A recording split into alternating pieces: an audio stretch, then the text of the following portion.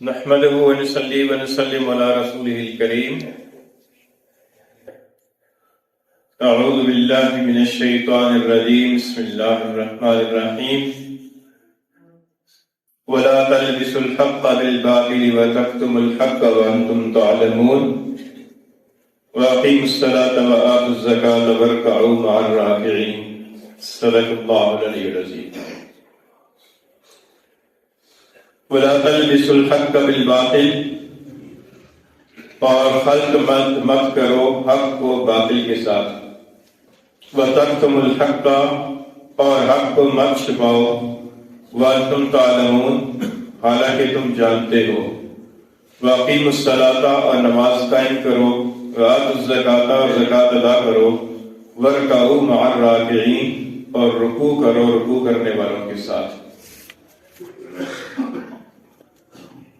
پچھلی آیت کریمہ میں اللہ تعالیٰ نے بنی اسرائیل والوں کو قرآن مجید کی پر ایمان لانے کی دعوت ارشاد فرمائی، اور ساتھ ہی یہ بھی فرمایا کہ تمہارے اندر جو نظریاتی اور عملی خامیاں ہیں ان کی اصلاح کرو.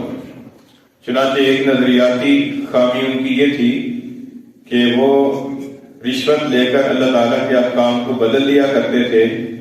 اللہ تعالیٰ نے پچھلی آیت کریمہ میں یہ فرمایا کہ وَلَا تَشْتَرُوا بِآيَاتِي ثَمَنًا قَلِيلًا، کہ دنیا کا تھوڑا مول لے کر میری آیتوں کو مت بیچو. اور اس آیت کریمہ کے اندر یہ جو آج کے درس کی پہلی آیت کریمہ ہے، اس میں اللہ تعالیٰ نے ان کی بعض اور نظریاتی خامیوں کی طرف اشارہ فرمایا ہے، اور ان نظریاتی خامیوں کو درست کرنے کا اللہ تعالیٰ نے حکم فرمایا. چنانچہ یہ فرمایا کہ وَلَا تَلْبِسُوا الْحَقَّ بِالْبَاطِلِ، کہ حق کو باطل کے ساتھ خلط مت کرو.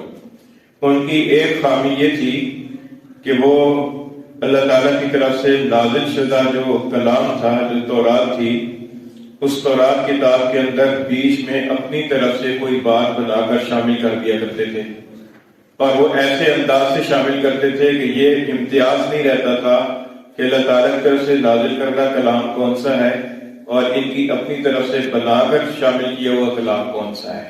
تو یہ آپس میں خلط مت ہو جاتا تھا. اس لیے پھر جو پڑھنے والا ہوتا تھا اس کو پتہ نہیں چلتا تھا کہ اللہ تعالیٰ کا کلام کون سا ہے اور لوگوں کا بنایا ہوا کلام کون سا ہے. تو اللہ تعالیٰ نے فرمایا کہ وَلَا تَلْبِسُوا الْحَقَّ بِالْبَاطِلِ، کہ حق کو باطل کے ساتھ خلط مت نہ کرو کہ جس سے حق اور باطل کا امتیاز ختم ہو جائے، حق اور باطل کا فرق مٹ جائے. فرمایا کہ ایسا نہ کرو، یہ ایک نظریاتی خامی ہے اور اس خامی کی اصلاح کرو. وَتَكْتُمُوا الْحَقَّ، اور ایک نظریاتی خامی ان میں یہ تھی کہ وہ حق کو چھپا لیتے تھے. فرمایا کہ وَلَا تَكْتُمُوا الْحَقَّ، تم حق کو مت چھپاؤ. حق چھپانے سے مراد یہ ہے کہ تورات کے اندر اللہ تعالیٰ کی طرف سے حضور نبی کریم صلی اللہ علیہ وسلم کی صفات کا جہاں پر ذکر آتا تھا تو ان صفات کو یا ان سطروں کو وہ چھپا لیتے تھے اور ان سطروں کو عوام الناس کے سامنے ظاہر نہیں کرتے تھے.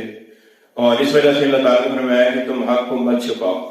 اور بعض حضرات نے یہ فرمایا کہ اللہ تعالیٰ کی طرف سے جو احکام بیان کیے گئے تھے ان احکام میں سے کسی حکم کو وہ چھپا لیتے تھے، یعنی سب کے سامنے وہ سارے احکام ظاہر نہیں کرتے تھے. جن احکام کے ظاہر کرنے سے اس کے ذاتی مفاد کی پر زد پڑتی تھی یا زد پڑنے کا خطرہ ہوتا تھا، ان احکام کو وہ چھپا لیتے تھے. فرمایا کہ وَلَا تَكْتُمُوا الْحَقَّ، اور تم حق کو مت چھپاؤ. وَأَنْتُمْ تَعْلَمُونَ، حالانکہ تم جانتے ہو. حالانکہ تم جانتے ہو، اس کے دو مطلب ہیں. ایک مطلب یہ ہے کہ تم اس بات کو جانتے ہو کہ یہ حق ہے، اور اس کو حق جان کر پھر اس کو جان بوجھ کر مت چھپاؤ. اور دوسرا مطلب یہ ہے کہ تم حق کو چھپانے کی سزا جانتے ہو. تمہیں اس بات کا علم ہے کہ حق کو چھپانے کی پر کیا سزا ملے گی. تو فرمایا کہ پھر دیدہ دانستہ اپنے آپ کو سزا کا مورد اور مستحق نہ بناؤ. تم ایسی حرکت اور ایسا کام نہ کرو. یہ تو بنی اسرائیل والوں کے لیے اللہ تعالیٰ نے ان کی خامی کو ذکر فرمایا. لیکن اگر دیکھا جائے تو کسی صورت کے اندر یہ خامی آج کل اہل اسلام کے اندر بھی پائی جاتی ہے. چنانچہ بعض مسلمان ایسے ہیں کہ وہ حق کو باطل کے ساتھ خلط ملط کر کے ایسے طریقے سے پیش کرتے ہیں کہ حق اور باطل کا فرق مٹ جاتا ہے، جس کو آج کی زبان کے اندر آپ سمجھے کہ جس کو پروپیگنڈا کہا جاتا ہے، کہ جو بات جھوٹ ہے اس کو ایسے انداز کے اندر اور ایسے رنگ کے اندر ظاہر کرنا اور بیان کرنا کہ جس سے سننے والے اس پہ سچ ہونے کا یقین کر لیں، اور انہیں پتہ نہ چلے کہ اس میں سے سچ کیا ہے، سچ کتنا ہے اور جھوٹ کتنا ہے۔ سچ اور جھوٹ کو ایسے خلط ملط کر کے آگے سامنے بیان کرنا اور اس سے مقصود بھی اپنے ذاتی مفادات کو حاصل کرنا ہو، تو فرمایا کہ یہ بھی حق اور باطل کو خلط ملط کرنا ہے۔ اسی طریقے سے دینی احکام کے اندر بھی ہوتا ہے کہ دینی احکام کے اندر جو حق حکم ہے اس حق حکم کے ساتھ کچھ دوسری چیزوں کو ملا دیا جائے، اور ملا کر وہ ایسے انداز سے پیش کیا جاتا ہے کہ جس سے حق اور باطل کا فرق مٹ جاتا ہے، اور پتہ نہیں چلتا کہ اس کے اندر سنت عمل کتنا ہے اور بدعت کتنی ہے۔ چنانچہ سنت اور بدعت کو آپس میں جوڑ کر ملا کر پیش کر دیا جاتا ہے، جس کے نتیجے کے اندر جو پڑھنے والے ہیں یا جو سننے والے ہیں ان کے علم میں نہیں آتا کہ اس میں سے سنت کتنا عمل ہے اور بدعت کتنا عمل ہے۔ سنت اور بدعت کو اس کو آپس میں خلط ملط کر کے پیش کر دیتے ہیں۔ اور اسی طریقے سے جو حق کو چھپانا ہے تو یہ بھی ہے کہ بعض اوقات کسی جگہ پر کلمہ حق بلند کرنے کا موقع ہوتا ہے، لیکن وہاں پر کلمہ حق بلند کرنے کے نتیجے کے اندر انہیں پتہ ہے کہ ہمارے ذاتی مفاد پر زد پڑے گی یا ہمیں کسی سزا کا سامنا کرنا پڑے گا، تو پھر ایسی صورت کے اندر حق کو چھپا لیتے ہیں۔ حدیث شریف کے اندر آتا ہے، اللہ کے رسول صلی اللہ علیہ وسلم نے فرمایا، ترمذی شریف کی حدیث ہے کہ من سئل عن علم علمہ، کہ جس سے کسی ایسے علم کے بارے میں، کسی مسئلے کے بارے میں پوچھا گیا، کسی شرعی حکم کے بارے میں جس کو وہ جانتا تھا اور پھر اس نے جان بوجھ کر اس کو چھپا دیا، تو قیامت کے دن اس کے منہ کے اندر آگ کی لگام ڈالی جائے گی۔ اس سے معلوم ہوتا ہے کہ اگر کسی دینی مسئلے کا، دینی حکم کا یقینی طور پر علم ہو اور قطعی طور پر انسان اچھے شرح صدر کے ساتھ اس کو جانتا ہو اور اس کو بیان کرنا بھی ضروری ہو اور اس سے سوال بھی کیا جائے، تو ایسی صورت کے اندر اس کو چھپانے کی وعید ارشاد ہوئی ہے۔ پھر اگلی جو آیت کریمہ ہے اس کے اندر اللہ تعالیٰ نے چند عملی احکام کا حکم ارشاد فرمایا کہ وَأَقِیمُوا الصَّلَاةَ، اور نماز قائم کرو، وَآتُوا الزَّکَاةَ، اور زکوٰۃ ادا کرو، وَارْکَعُوا مَعَ الرَّاکِعِینَ، اور رکوع کرنے والوں کے ساتھ رکوع کرو۔ یہاں پر تین حکم ارشاد ہوئے ہیں۔ ان تین احکام میں سے ایک کا تعلق ہے بدن کے ساتھ، اقیم الصلاۃ، بدنی عبادت، اور دوسرے کا حکم ہے مال کے ساتھ، آتوا الزکوٰۃ کی مالی حکم ہے، اور تیسرے کا تعلق قلب کے ساتھ ہے، دل کے ساتھ، اور یہ باطنی عمل ہے، یعنی دل سے آدمی کے اندر تواضع اور جھکاؤ پیدا ہو جائے۔ اور چونکہ تواضع اور جھکاؤ اور عاجزی جو ہے نا، یہ جب تک تواضع کرنے والوں کی معیت اور صحبت میں آدمی نہ بیٹھے اس وقت تک حقیقی تواضع نصیب نہیں ہوتی۔ اس لیے یہاں پر یہ فرمایا کہ جھکنے والوں کے ساتھ جھکو۔ رکوع کا لغوی معنی جھکنا اور عاجزی اختیار کرنا۔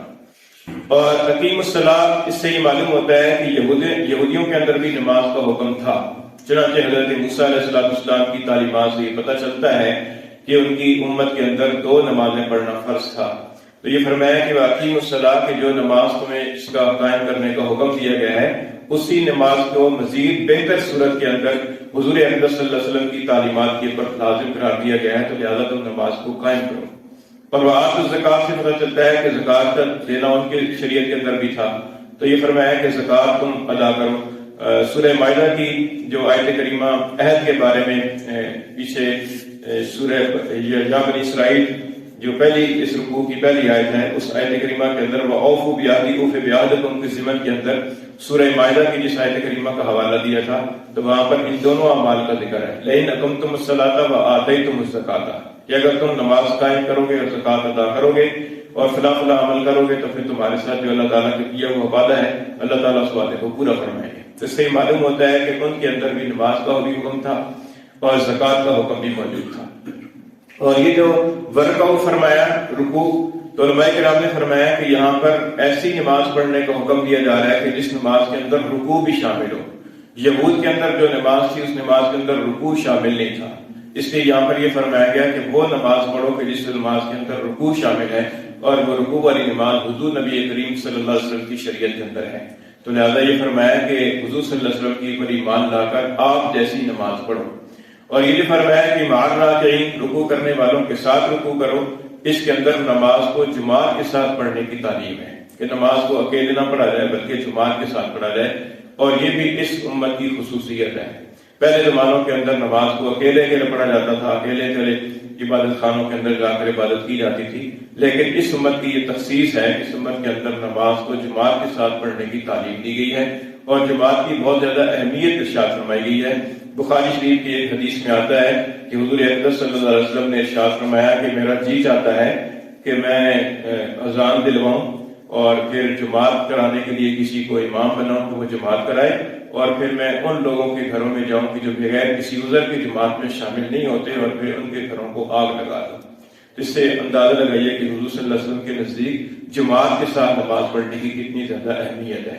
اسی وجہ سے بہت سارے فقہاء کرام تو ایسے ہیں کہ جن کے نزدیک جماعت کے ساتھ نماز پڑھنا واجب ہے، اور بہت سارے فقہاء ایسے ہیں کہ جن کے نزدیک جماعت کے ساتھ نماز پڑھنا سنت مؤکدہ ہے، قریب الی الواجب، یعنی واجب کے قریب ہے۔ اتنی زیادہ اس کی تاکید فرمائی گئی ہے، تو لہذا جماعت کے ساتھ نماز پڑھنے کا اہتمام کرنا چاہیے۔ آج ہمارے مسلم معاشرے کے اندر ایک بہت بڑا طبقہ ایسا ہے کہ جو نماز پڑھتا ہی نہیں ہے، سرے سے نہیں پڑھتا، نہ گھر میں، نہ مسجد میں، نہ جماعت سے، نہ اکیلے۔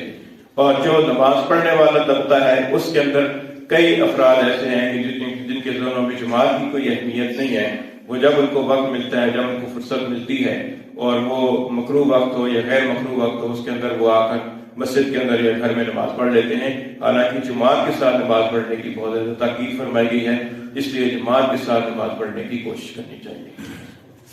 فرمایا کہ وَلَا تَلْبِسُوا الْحَقَّ بِالْبَاطِلِ، اور حق کو باطل کے ساتھ خلط مت کرو، وَتَكْتُمُوا الْحَقَّ، اور حق کو مت چھپاؤ، وَأَنْتُمْ تَعْلَمُونَ، حالانکہ تم جانتے ہو، وَأَقِیمُوا الصَّلَاةَ، اور نماز قائم کرو، وَآتُوا الزَّکَاةَ، اور زکوٰۃ ادا کرو، وَارْکَعُوا مَعَ الرَّاکِعِینَ، اور رکوع کرنے والوں کے ساتھ رکوع کرو۔